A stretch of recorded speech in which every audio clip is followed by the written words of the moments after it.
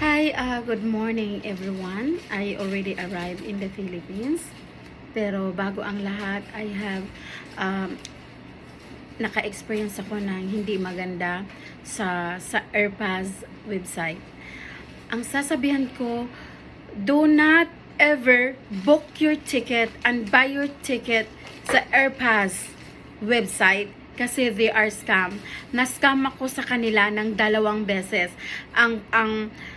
Ang ticket ko papuntang Australia, papuntang Singapore, and then Singapore to Australia.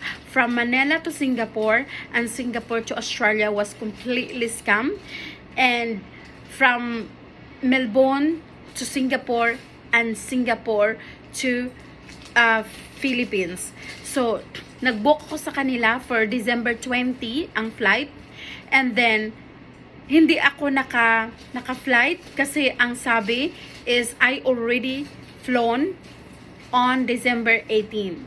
And then according to the record of Scoot Airbus, ang sabi nag-remove daw ako on my end kasi doon sa web nakalagay doon may removal ng ticket and or booking, and naka-flow na din ang ticket ko on December 18. Okay, assuming na meron akong flight ng December 18, walang akong notification ng December 17. Reminder for notification. And then dapat mayroon silang sinend sa akin na reminder, pero wala. Or any changes ng flight ko sa Airpass, pero wala.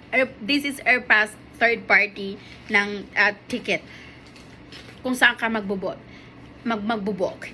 And then, yung December 20, nakatanggap ako ng reminder na meron akong flight, pero wala naman. Okay? So, I'm sorry.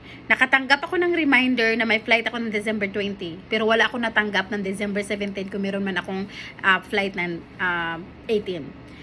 Okay. When I was in Australia, parang kinutuban ako. So, I checked my return ticket. Okay? Yung return ticket na yon kasama yung daughter ko dapat.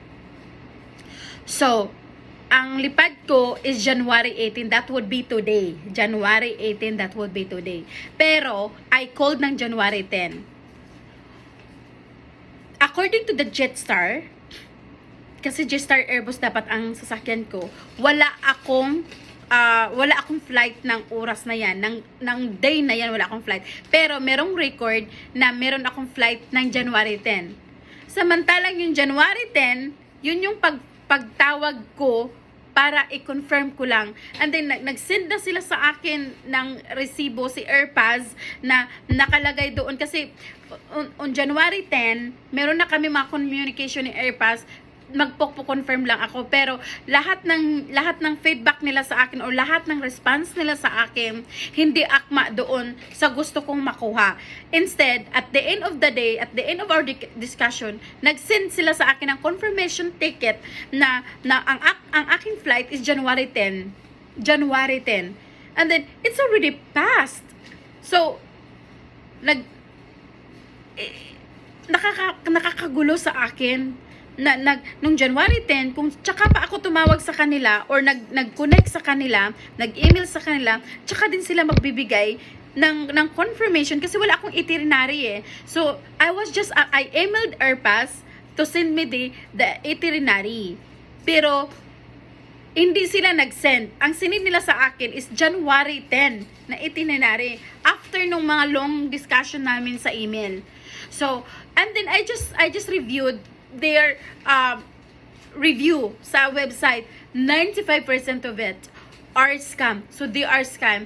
So right now, ang sinasabi ko, they are totally scam at hindi ko alam kung paano ko sila masusugpo. Paano ko sila ihahabla dahil walang office. Kasi online sila, naka-cloud sila, so it's very hard. For me, it's very hard to locate their office. Very confusing. I try to draw their map kung saan yung nakalagay ng office. Ang hirap hanapin. So this is totally scam. And then nagtataka din ako, lahat ng mga Airbus bakit tinayaan din itong third party na magbenta ng mga ticket nila? So that's I really don't understand. Ang daming mga taong mapupuwersyo. Thank you.